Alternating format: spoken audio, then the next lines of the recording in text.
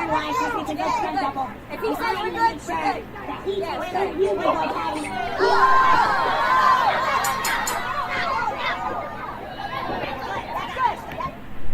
Boom. All right, we're live. Is that Jay Briscoe? Yes, sir, bro. Oh, that's over. Oh, air mark. Oh, we're over. So this is kind of on the fly, and I don't know how the audio is gonna sound for y'all. So if it isn't too bad, then we might have to switch to pre-recording these streams and then put them up. But I guess instead of episode 1 being my boy Matthew for the test stream, episode 1 is with. Do you want to introduce yourself, brother? I am the flyest. I am the highest. I am the Midwest Bluebird Gage Bradley, baby. Woo! Yeah, man, dude. How long have you been wrestling now? For about 6 months, like consistently. But I started my journey originally in 2023 in September. Okay, so Yeah. because you've done a few training centers, right? Yes, sir. And now mainly you're training with the House of Champions? Absolutely, man. Best Which- place to be. I'm a House of Champions guy too, so I definitely agree. We're a bit biased, but as well, I think you guys should check it out. I mean, the HOC taught me everything I know, and I mean, I love wrestling, so it definitely didn't kill my passion. So it's a place that'll keep you loving wrestling. But yeah, brother. So do you have any like things so far along the journey that have deterred you away from wrestling, or? No, I wouldn't say that, man. I think it's fueled me like much more. It's given me confidence. It's given me like things about myself that I didn't know I really had in me. I had my first practice match on Tuesday, and I hyperextended my knee, but like instead of getting discouraged and being like, oh, maybe I can't do this, it's just like, okay, maybe I just gotta switch a few things around, man. And I reached out to you being one of them and had my match recorded and asked for advice and what can I do better. And I just love it. Yeah. It feels like I'm actually like I'm a part of something way bigger than what it actually is, you know? That's pretty sick. I mean, this is a super. If you think about it in the grand scheme of things, this is a. Sorry, my phone's binging, which is pretty unprofessional. But this is the first one. This is the first one, so give me some grace. First but, one. Yeah. But Grace. this is pretty premature to do your first like podcast interview. But we're boys, and I just started the pod, so I literally just texted it because like I posted like this AI graphic, and my face looks like I'm like I don't even know who it looks like, but it's not me.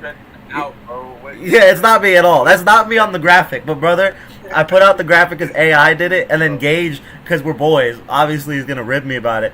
And then I immediately said, "You're not on the pod," and then he's on the pod like an hour later.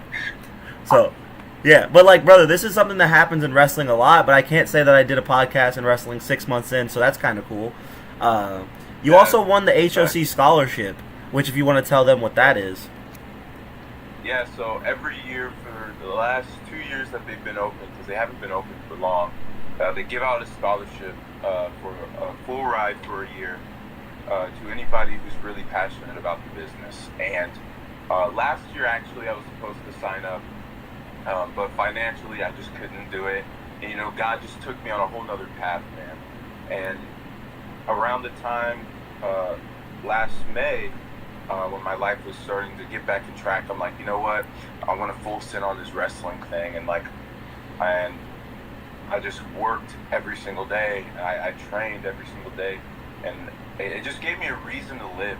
You know, like it gave me like this is it. Like I don't feel like I'm really good, and me and Patty have talked about this countless of times. It's like I don't feel like I'm really good at anything else. Please let me be good at wrestling. Yeah, man. And literally the day I got the scholarship, that's when I knew. I'm like, okay, like not only that it's time to lock in, but it was like this is what I'm made to do. I don't think I'm really made to do anything else, you know? Yeah. No, I totally get that feeling. So before the wrestling, before we started getting all that, and you found this passion in wrestling, what was something that you were pursuing before that? Because I'm assuming this isn't just the only thing that you ever pursued. So maybe tell the people what you also did before this. Yeah. So I've done a lot. I've done a lot of things, but I would say my main thing was I wanted to work with kids. I was going to be a youth pastor for a little bit at a church, or I was just going to be a pastor in general. But I just really felt like that just wasn't where I was being called to be. So then I was like gonna go into the camp side of things and work at a camp. I worked at a medical camp for a few years. Kind of did a little bit of everything. I was a camp counselor. I was the head of all the volunteers that would come in each week throughout the summer. I was a receptionist for them, and then I was like a runner. They certified me to do archery. Like, the list goes on. Like, I was just trying to find a place in the world, and all I really wanted to do was entertain people. I wanted to make people happy. I wanted people to be like, man, I didn't have a good week, but that Gage guy, you know, he made me smile. He made me laugh. Like, I want people to feel good, like when they have an interaction. You know, like I want them to have like a lasting memory that I can give. And you know, growing up, I always loved professional wrestling. Like, I was jumping off my table, doing frog splashes on my giant Mickey Mouse stuffed animal. You know what I'm saying? Did you put him over? Did you ever put him over? Oh, never put Gage Hogan, baby. You know what I'm saying? But no, I always would ask my parents' friends, like, they would always have like giant parties, and I'd be like, hey, come check this out. And Yeah, I'd man. just do a wrestling move, you know, or I'd powerbomb my sister, or whatever it is, man, I did it. But just getting everybody's reaction, it always made me feel good. Yeah, man, that's pretty cool. So obviously, you know me, so this is definitely gonna be like literally right by the table every single time. I'm gonna start having this right here because this is the only book that I will derive my my biases or my philosophy from. So you are definitely a Christian, and do you have any reasons to say, like, or not reasons to say, but how has that connected you with your pursuits, like being a Christian in this modern day world, chasing your own personal desires? Like, how does your faith reflect that? Absolutely. I've been through a lot in my life, and you know a lot of my story, but just to give a little, like, tidbits of it, like, I gone through a cancer scare, or not cancer scare, I had cancer in high school, and that really, that was like a test of my faith. And I remember the day I found out, like, yes, like, I was so scared because I didn't know what the next step was going to look like, what my life was going to look like. But I just remember just being like, God, like, I trust you. You know, like, I'm going to give it all to you. I have no control of this situation. And I won't lie to you and be like, oh yeah, this is perfect right here. Like, that's far from it. I still struggle with that. And I've been through, when I was a kid, I'm originally from Joplin, Missouri. I experienced the Joplin tornado, if anybody knows what that is, like, pretty devastating time in my life, in 4th grade. And I've had a lot of ups and downs, and each time, like, when I hit that low point in my life, I ran to the Lord, and I was finally just like, I'm going to give it to you. And everything just turned around. Not immediately, but, like, over time. Like, I started to feel better and get to a better space and mental. But then, like, when it got good, I would start trying to do my own thing, and then I would go right back down. Yeah. And what really changed that mindset was, like, I went through a really bad breakup almost a year ago now, and I remember sitting out in the back, crying my eyes out, and I'm yelling out Bible verses, and I'm being like, you know what? This is it. I don't want to live in this pattern anymore. I want to go, and I want to change. I don't want to live like this, you know? Like, if that means I have to lose people, I have to lose my community that I was in at the time, then I'll do it. I'm going to trust you, and I'm going to let you guide me back to where I need to be. And kind of like I had mentioned earlier, like, that's how I got back at the House of Champions. Because I remember I was going on a walk, and I journal every month. Every other week, you know, I try to do it as much as possible. It's like my prayer time. And around this time, I was getting back into it, and I was just walking. God, like, I just don't have any patterns anymore. Like, I don't know what you want me to do. I thought you wanted me to be a pastor, a youth pastor. I thought you wanted me to be something. I don't know what that is. Like, what do you want me to be? And then I remember there was like a silence in the video, or in the voice message, and I was like, pro wrestling. I'm gonna work towards that. And God, if you don't want me to do that, take me away, get me as far as the way that you want me to be from it. And then months kept going by, and I was in therapy, and this was kind of like the final sign. A few days before that session with my therapist, I prayed. I'm like, God, like, can you show me, like, is wrestling my journey? Is that gonna be my path? And that day, a few days go by. I'm in the session with my therapist, and we're talking. She was asking me, like, what are your passions? You're like, I love food, I love music, like, but like what I'm really like wanting to get back into is professional wrestling. And she's like, oh, tell me more about that. And I started telling her about the Hawk, and I was saying, oh, I need this amount of money to go back. Actually, no, I didn't even tell her what how much I needed. I just said, yeah, I need some money to go back, and I really want to go back, but I can't right now, can't afford it. And she said, like every month I try and bless people, because her church had shut down, so she's so used to giving out tithes every Sunday, but she couldn't do that. So every month she just gives out money to a charity, whatever it is. And she's like, for 2 months, Gage, I tried to figure out, what am I going to do with this money? And God just answered it to me right now. And I'm going to give you the exact amount I needed to go back to the House of Champions. Wow. And I was like, that is not a coincidence. Like, hallelujah, yeah. I'm going to be honest, I started crying, and I was just How like, could you not? that's the answer. That was the green light. Like, I want you to go and do this.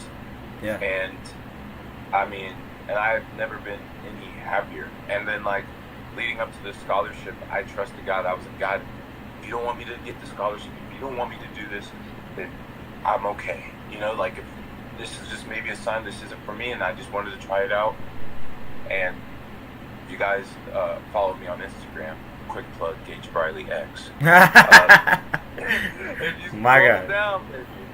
if you scroll down and see the collab with the House of Champions and I, and the few of the other coaches there, they announced my name, that I got the scholarship, and like, you can't see me on the camera, because as soon as they said my name, I dropped to my knees and I thanked God.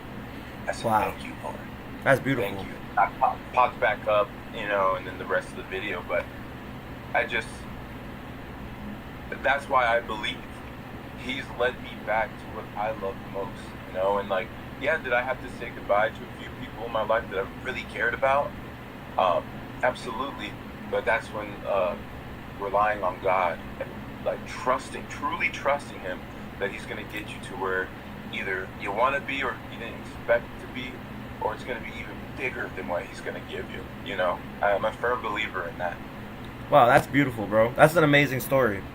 Dude, as well, for the pod, I had this one thing that I was talking to people about. This one verse that I wanted to ask people today, specifically, was in Colossians 2:8. And it says, see to it that no one takes you captive through hollow and deceptive philosophy, which depends on human tradition and the elemental spiritual forces of this world, rather than on Christ. How do you believe that like something like that could really reflect in your life, where you've like leaned in Christ, and instead of what normal people would tell you? I mean, I would assume maybe in wrestling, right? That's a good question. I think if I answer correctly, I had to stop caring of what other people thought of me, and only care about what my Lord thinks of me and what I think of myself. Yeah. I think that I had a hard time of people pleasing, and I would care so much about what other people thought and what I did with my life. Was like, I thought that was like my soul mission, was to only please them. And it's crazy that you had mentioned that, but I have this verse saved in my phone that I look at. And it's Galatians, and it says, are you trying to please people, or are you trying to please the Lord. If you're trying to please people, you are no like servant of the Lord. And correct me if I'm wrong, like, because I could be taking that verse, I could be saying whatever it may be, but that was like the premise of it. It's like, you're not here to serve people here on earth. Like, that's just not what we're made to do. We're here to serve the Lord and what He has planned for us, you know. And I think once I started getting back into my faith more seriously, I had to take a look at myself and like the actions that I was doing that were hurting me ultimately. So I was like, okay, and it goes back to what I was saying before, like trusting. Give your trust to Him. It makes everything so much better. And then everybody else is. Now, I'm not saying like if you're at work, or for our instance, like if we're in wrestling training and our coach tells us something, it's not like, yeah, whatever. Yeah, hey, brother, the Lord said I don't got to do cardio. So I'm not I'm not doing the 5x5. No, I get what you're saying, though. I mean, I believe if we're talking about not pleasing people and like doing things only for our Lord, I love talking about. Well, me and Gage actually go to church together quite often. I've been out of town lately, which has been killing my soul, not being able to go to church lately because I've been doing a lot of states. It's really been weighing on me. But I love with Paul, because if you think about like a situation like Paul, when he just has a dream and then he travels so far, doesn't even have a place to stay, and they just say like, you know, you will have people there that you will give the message of the Lord, and they will give you housing and all that. Like if you think about that and like what a normal person would say, someone that is truly believe in like that divine guidance, they would say that Paul is crazy. I mean, especially like people like us, like if you, and this is nothing similar, like I feel like everybody should bring the message of their faith into wherever they go. Like you should always constantly be spreading the message of the Lord, which today's day is controversial, but I mean, being a Christian, you're going to be persecuted, you know? Yeah. But like, you got to chase what you want to do, and if you listen to what everybody says all the time and not what you believe God wants out of your life, dude, you're going to be lost. You know what I mean? Like, even when I got into wrestling, it was funny because when I was a kid, getting into wrestling felt like the military draft. Like, I knew that once I turned 18, I was going to be a wrestler. Like, when I was like 6 or 7 years old and I was watching wrestling, I would cut promos on my family, and I would like put my cousins in STFs and like Walls of Jericho and stuff like that. And I always thought I was like, yeah, I'm like naturally like okay at this, and I suck at math, I suck at school. I was like, I might not like be the best wrestler of all time, which was my goal from a child. I was like, but I think that I could do this right when I turn 18 and just have fun with it. And that's just immediately what I did. So I completely get what you're saying. It's like, it's something innate in us to have a certain pursuit, and it's like, what else could that be besides, you know, our Lord? So I definitely get that. Another question I would have is, okay, so to stray off a little bit from that, do you have any like goal matches or goal people that you want to wrestle? And it could be, I want to know your all-time list, so don't limit yourself to like independent guys, and then maybe throw in a few independent mentions. Yeah, well, just right off the bat, got to go against you, my boy. Yeah, man. Got to have that. Yeah, we got to get that done. Got to have. But no, with anybody, man, that's such a long list, but I'll try and condense it. You know what I'm saying? So, obviously, one of my number ones is Kofi Kingston. He's the main reason why I got into wrestling, and like that's like a big dream match for me. It would be like a full circle moment, just because like growing up, like I didn't get to see a lot of like black role models in my life, if that makes sense. Not in my life, but just in general. I didn't see it on TV. I didn't see it going out. And then just seeing Kofi and just being like, man, that guy looks so cool. And then honestly, my mind was just so like secluded to information. So I really thought John Cena, The Undertaker, and Rey Mysterio were the only 3 wrestlers in the world. And then when I found out that Kofi was a wrestler, I was like, what? And so I just YouTube, you know what I'm saying? And then became a wrestling fan. But yeah, so Kofi's definitely one of them I would love to have. Someone that I've been seeing a lot on the independent scene, also a good friend of ours, is Casey Bai. Love to have a match with him. I just think what he's doing right now is pretty good, and he's the man. He's the man, truly. He is. I've heard so many good things about him, so I'm like, you know, man, gotta have a match with that guy. Who else? I'd say if we're gonna dig into like the New Japan stuff, man, I love Kota Ibushi. I love Takeshita right now is really good. I would love to get in the ring with him. What's up, Crisscross Adventures, baby? We got Crisscross Adventures in the Chizat, brother. Yee, baby. Dude. But yeah, keep going. Yeah, I actually just watched the Kota Ibushi match last night where he gives Omega the Rana to the outside from the top. Yes, bro, that match was nuts, bro. Yeah, man. Oh my. Man, there's so many. I think that's a good list, though. Yeah, I think that's all I can think of right now. But like, oh yeah, Kenny Omega would be cool. Even though he's retiring literally in a few months, John Cena. You know, like it'd just be cool to step in the ring with those guys that change my perspective. Like, and Bryan Danielson, and then rest in peace, Jay Briscoe. Yeah, no, that's a great one to have on the list. Okay, do you have a match that got you into wrestling, or like a match that kind of changed your perspective, or anything like that? Yeah, I'd say what made me really think about like actually going into it was, weirdly enough, it's such a random match, but it was Leo Rush versus Punishment Martinez, which is now Damian Priest. It was like a Ring of Honor show, and it was on TV. And around this time, I took like a few months of not watching wrestling, and I just remember seeing that. I'm like, what? Like, there's other wrestling on TV besides WWE and TNA, like, or Impact at the time. And just watching their match and seeing how small the crowd was, I was just like, wow, like this isn't like this has to be like only I can't even explain it, but I was just like so shocked. And again, like I would go on YouTube and then boom, just found all this wrestling. I would say that match, and honestly, the Briscoes, and I want to say the Young Bucks. Yeah, was like another match that made me be like, man, like these guys are good. Like I've never heard of these guys before, and like I thought I knew everything about wrestling at that point, and I didn't. So yeah, man, I'd say those. But if we want to talk about like moments that really got me, was when Daniel Bryan came out of retirement and was cleared to wrestle again. And the quote that I still have with me till this day, like, will never forget, is he was cutting his promo.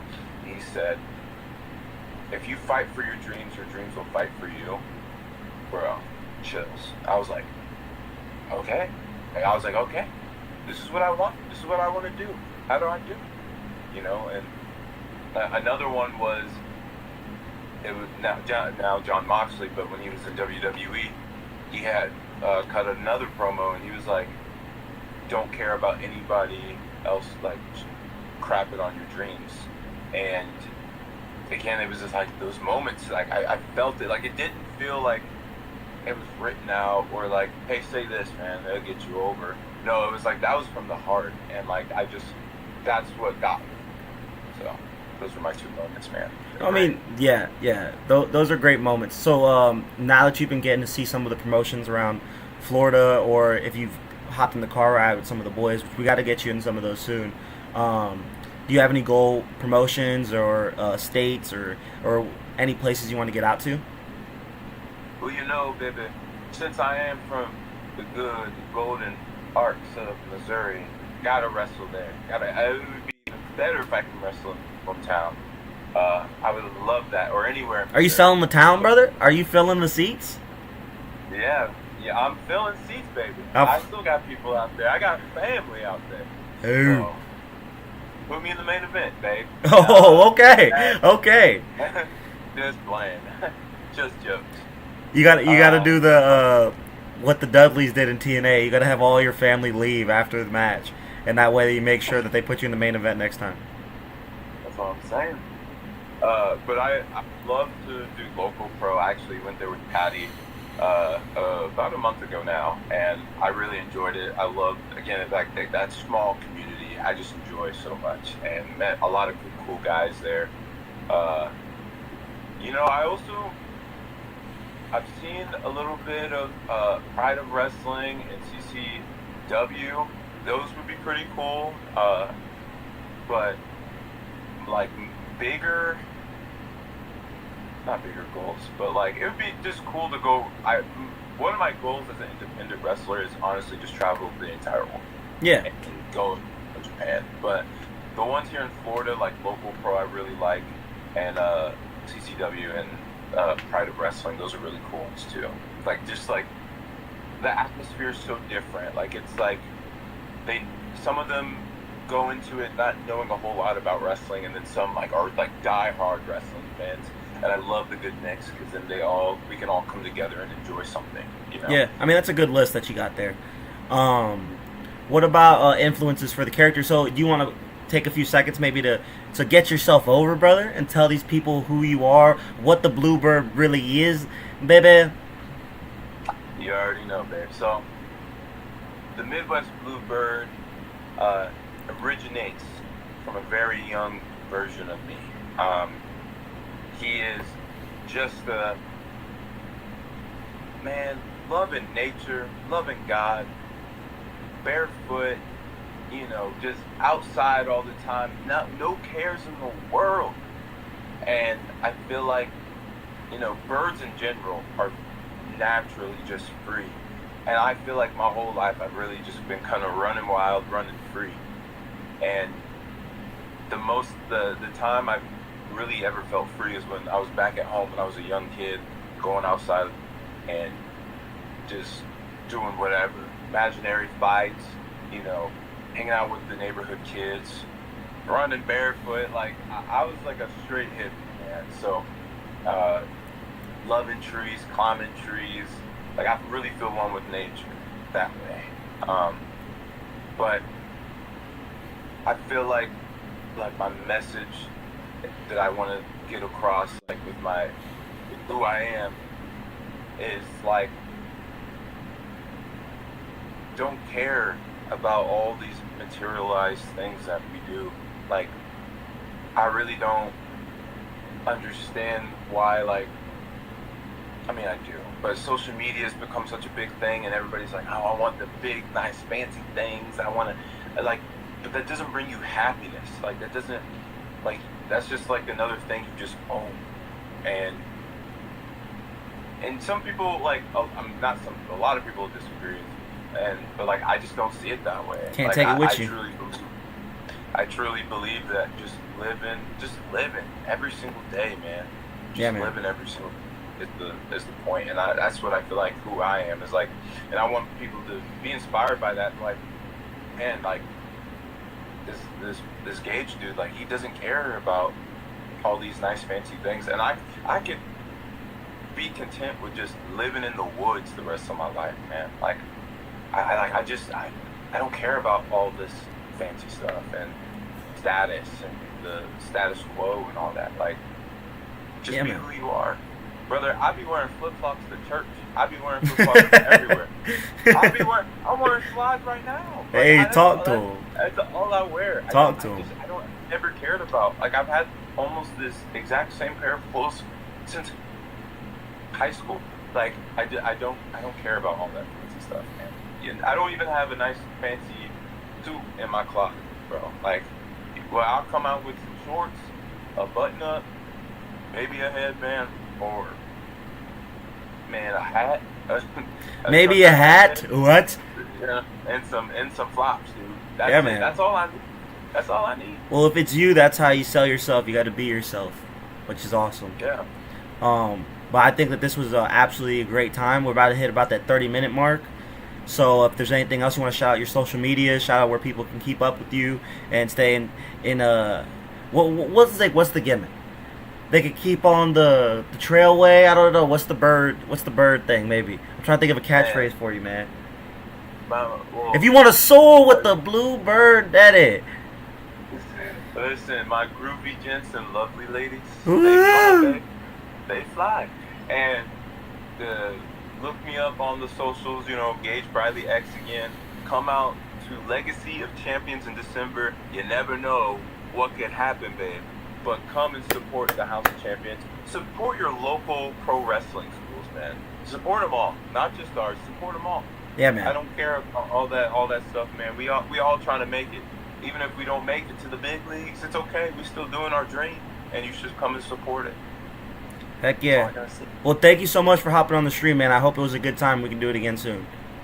Absolutely, brother. Thank you for having me, even though you said I was never going to be on the pod. All right, y'all boys. We will see you next time on the next episode of the Patrick Villafane Show, which is going to be in about an hour, I think, brother. Because we don't stop. We keep going. Woo!